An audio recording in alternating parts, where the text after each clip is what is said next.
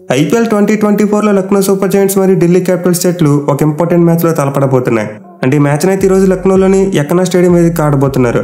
So ఈ match అయితే ఢిల్లీ టీంకి చాలా ఇంపార్టెంట్, ఎందుకంటే వాళ్ళు ప్రజెంట్ పాయింట్స్ టేబుల్లో 10వ స్థానంలో ఉన్నారు. మెయిన్లీ సీజన్లో వాళ్ళు ఆడిన 5 మ్యాచ్లో ఒక్కటే గెలిచారు. So Delhi team playoff రేస్లో ముందడుగేయాలంటే ఈ మ్యాచ్లో ఖచ్చితంగా గెలవాలి.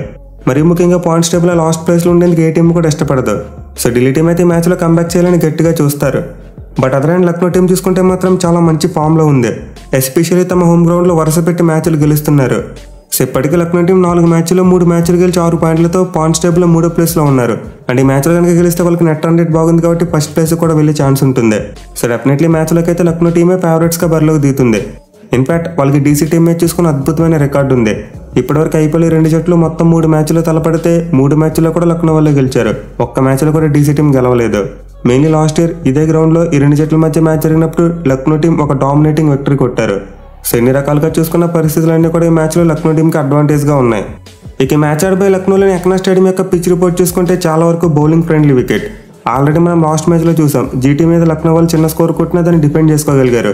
సో ఈ గ్రౌండ్ అయితే బోత్ బ్లాక్ సాయిల్ మరియు రెడ్ సాయిల్ పిచ్చెస్ ఉంటాయి. అంటే రెండింటిలో బ్లాక్ సాయిల్ పిచ్ స్పిన్ బౌలింగ్కి బాగా అనుకూలిస్తుంది. సో ఫస్ట్ మ్యాచ్లో Lucknow team red soil pitch ఆడి ఒక మంచి బ్యాటింగ్ ట్రాక్ని తయారు చేశారు. బట్ సెకండ్ మ్యాచ్ వచ్చేసరికి మాత్రం వికెట్ను మార్చేశారు. దీంతో మేబీ మనం ఈ మ్యాచ్లో కూడా ఒక స్లో వికెట్ని విట్నెస్ చేయవచ్చు. అంటే మ్యాచ్ ప్రోగ్రెస్ అయ్యే కొద్దీ బౌలర్స్కి ఎక్కువగా అనుకూలించే వికెట్ని చూడొచ్చు.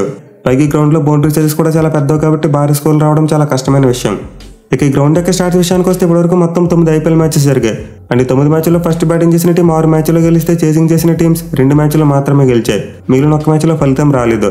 అలాగే గ్రౌండ్లో ఫస్ట్ ఇన్నింగ్స్ యావరేజ్ స్కోర్ చూసుకుంటే 159 రన్స్గా ఉంది. సో ఈ స్టాట్స్ బట్టి అయితే క్లియర్గా ఫస్ట్ బ్యాటింగ్ చేసిన టీంకి అడ్వాంటేజ్ కనిపిస్తుంది. ఇన్ఫాక్ట్ ముందు చెప్పుకున్నట్టు లాస్ట్ మ్యాచ్లో కూడా లక్నో టీం ఒక చిన్న టోటల్ను డిఫెండ్ చేసుకోగలిగారు.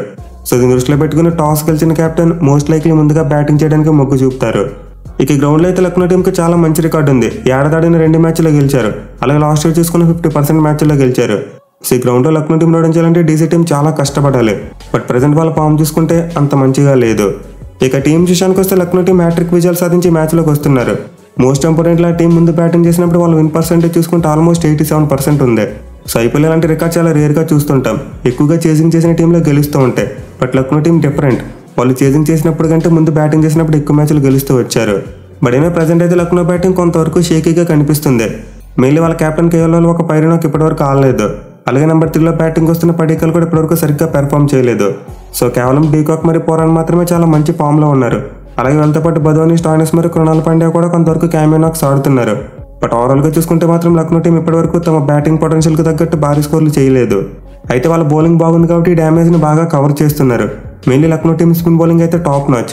ఎస్పెషల్లీ గ్రౌండ్లో చూసుకుంటే కృణాల్ పాండ్యా మరియు బిష్నోయ్కి అద్భుతమైన రికార్డు ఉంది. అలాగే వాళ్ళ యంగ్ ఫాస్ట్ బౌలర్స్ కూడా చాలా కన్సిస్టెంట్గా బౌలింగ్ చేస్తున్నారు. ఇన్ఫాక్ట్ మ్యాచ్కి ఒకరు చెప్పిన హీరోలో టర్న్ అవుతున్నారు. సో లక్నో టీంలో ఎక్స్పీరియన్స్ ఉన్న పెద్ద స్టార్ బౌలర్స్ లేకపోయినప్పటికీ వాళ్ళ బౌలర్స్ అంతా కలిసికట్టుగా రాణిస్తున్నారు. దీనివల్ల టీం చిన్న టోటల్స్ని కూడా డిఫెండ్ చేసుకోగలుగుతుంది. ఇక టీంలో చేంజెస్ విషయానికి వస్తే మోషన్ ఖాన్ ఫిట్ అయ్యాడంట. సో ఈ మ్యాచ్లో డెఫినెట్లీ అతను మయాంక్ యాదవ్ ప్లేస్లో ప్లేయింగ్ లెవెన్లోకి వస్తాడు. ఎందుకంటే మయాంక్ యాదవ్ ఇంకా ఇంజరీ నుంచి కోలుకోలేదు. ఇన్ఫాక్ట్ అతను 1 వీక్ రూల్డ్ అవుట్ అయ్యాడు. ఇక మిగతా చేంజెస్ చూసుకుంటే పడికల్ ప్లేస్లో దీపక్ తీసుకొచ్చే అవకాశాలు చాలా ఎక్కువగా ఉన్నాయి. ఎందుకంటే పడికల్ కంటిన్యూస్గా ఫెయిల్ అవుతున్నాడు. సో నేనైతే లక్నో టీంలో 2 మార్కులు ఎక్స్పెక్ట్ చేస్తున్నా. ఇక ఢిల్లీ టీం విషయానికి వస్తే వాళ్ళైతే అండర్ ది పంప్. ఎస్పెషల్లీ వాళ్ళ బౌలర్స్ అయితే మామూలుగా రన్స్ ఇవ్వట్లేదు. లాస్ట్ 2 మ్యాచెస్లో వాళ్ళ బౌలర్స్ వేసిన 40 ఓవర్స్లో ఏకంగా 500 కంటే ఎక్కువ రన్స్ ఇచ్చారు.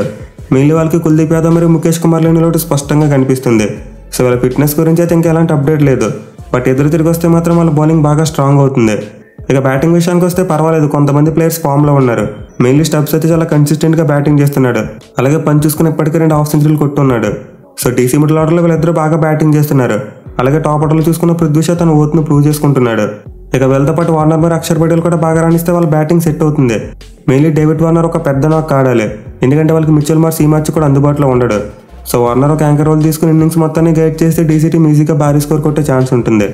ఇక టీంలో చేంజెస్ విషయానికి వస్తే వాళ్ళైతే ఖచ్చితంగా హెన్రిక్ నోకియాని పక్కన పెడతారు. ఎందుకంటే అతను ఆల్మోస్ట్ ప్రతి మ్యాచ్లో కూడా బౌలింగ్లో 50 కొడుతున్నాడు. సో ఈ మ్యాచ్లో వాళ్ళు నోకియాని పక్కన పెట్టి జేక్ ఫ్రేజర్ మెక్గర్గల్ లాంటి ఒక ఆస్ట్రేలియన్ ప్లేయర్ని తీసుకొచ్చే ఛాన్స్ ఉంది. మెయిన్లీ యంగ్స్టర్కి బిగేటర్ అనే ఒక ట్యాగ్ ఉంది. అలాగే ముందు చెప్పుకున్నట్టు ముఖేష్ కుమార్ మరియు కుల్దీప్ యాదవ్ ఫిట్ అయితే వాళ్ళు కూడా ప్లేయింగ్ లెవెన్లోకి వస్తారు. ఈ మ్యాచ్లో ఢిల్లీ టీం గెలవాలంటే లక్నో స్పిన్నర్స్ని బాగా కౌంటర్ అటాక్ చేయాలి. మెయిన్లీ వాళ్ళు టాస్ గెలిచి మ్యాచ్లో ముందు బ్యాటింగ్ చేస్తే చాలా వరకు మ్యాచ్ గెలిచే అవకాశాలు ఉంటాయి. అలా కాకుండా లక్నో వాళ్ళు ముందు బ్యాటింగ్ చేస్తే డీసీ టీం గెలవడం చాలా కష్టం. పైగా మోస్ట్ ఇంపార్టెంట్ థింగ్ లాస్ట్ 2 మ్యాచెస్లో ఢిల్లీ వాళ్ళు ముందు బౌలింగ్ చేసి ఎక్కువ రన్స్ ఇచ్చారు. సో ఈ మ్యాచ్లోనే వాళ్ళు టాస్ గెలిస్తే ముందు బ్యాటింగ్ తీసుకోవాలి. అండ్ ఆల్సో వాళ్ళ స్పిన్నర్స్ నికోలస్ పురాన్ మరి మార్కస్ స్టోయినిస్ని కట్టడి చేయగలిగితే ఖచ్చితంగా డీసీ టీంకి గెలిచే ఛాన్స్ ఉంటుంది. లేకపోతే ఈ మ్యాచ్లో ఈజీగా లక్నో వాళ్ళే గెలుస్తారు.